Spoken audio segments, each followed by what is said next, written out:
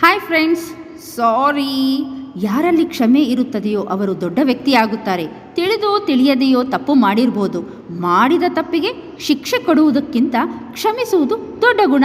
ಹೇಗೆ ಅಂತ ಹೇಳ್ತೀರಾ? ವಿಶ್ವಗುರು ಬಸವಣ್ಣನವರನ್ನು ಕೊಲೆ ಮಾಡಲಿಕ್ಕೆ ಒಬ್ಬ ಚಾಂಡಾಲ ಚಿಕ್ಕಯ್ಯ ಬರ್ತಾನೆ. ಆದರೆ ಬಸವಣ್ಣನವರು ಶಿಕ್ಷೆ ಕೊಡಲ್ಲ. ಅವನನ್ನು ಹತ್ತಿರ ಕರೆದು, ನೀನು ಚಾಂಡಾಲ ಚಿಕ್ಕಯ್ಯ ಅಲ್ಲ, ನೀನು ಇಂದಿನಿಂದ ನಿಜಲಿಂಗ ಚಿಕ್ಕಯ್ಯ ಅಂತ ಹೇಳಿಬಿಟ್ಟು ಹೃದಯಪೂರ್ವಕವಾಗಿ ಅಪ್ಕೊಂತಾರೆ ಕಣ್ರಿ. ಇನ್ನು ಮುಂದಿನ ದೃಶ್ಯ ಅಂತ ಹೇಳಿದರೆ, ನಮ್ಮ ಏಸು ಇದ್ದಾರಲ್ಲ, ಅವರು ನೆರೆಹೊರೆಯವರನ್ನ ಪ್ರೀತಿಸಬೇಕು ಅನ್ನುವಂಥ ಸಂದೇಶ ಸಾರಿದರು. ಆದರೆ ಜನರು ದ್ವೇಷ ಕಾರಿದ್ರು ಅವ್ರ ಮೇಲೆ. ಕೊನೆಗೆ ಶಿಲುಬೆಗೆ ಕೂಡ ಏರಿಸಿದ್ರು. ಕೊನೆಯಲ್ಲಿ ಏಸು ಏನು ಹೇಳ್ತಾರೆ? ಓ ನನ್ನ ದೇವನೇ, ನೀನು ಅವರನ್ನು ಕ್ಷಮಿಸು, ತಾವು ಏನು ಮಾಡುತ್ತಿದ್ದಾರೆ ಎಂಬುದು ಅವರಿಗೆ ಅರಿವಿಲ್ಲ ಅಂತ ಹೇಳಿಬಿಟ್ಟು ಪ್ರಾಣ ಹೋಗುವ ಪ್ರಸಂಗ ಬಂದರೂ ಕೂಡ ಮಹಾತ್ಮರಾಗ್ತಾರೆ, ಕ್ಷಮಾಶೀಲರಾಗ್ತಾರೆ. ಇನ್ನು ನಮ್ಮ ದಯಾನಂದ ಸರಸ್ವತಿಯವರು ಎಲ್ಲರ ಹೃದಯದಲ್ಲಿ ಪ್ರೀತಿಯ ಬೀಜ ಬಿತ್ತಿದವರು ಕಣ್ರಿ.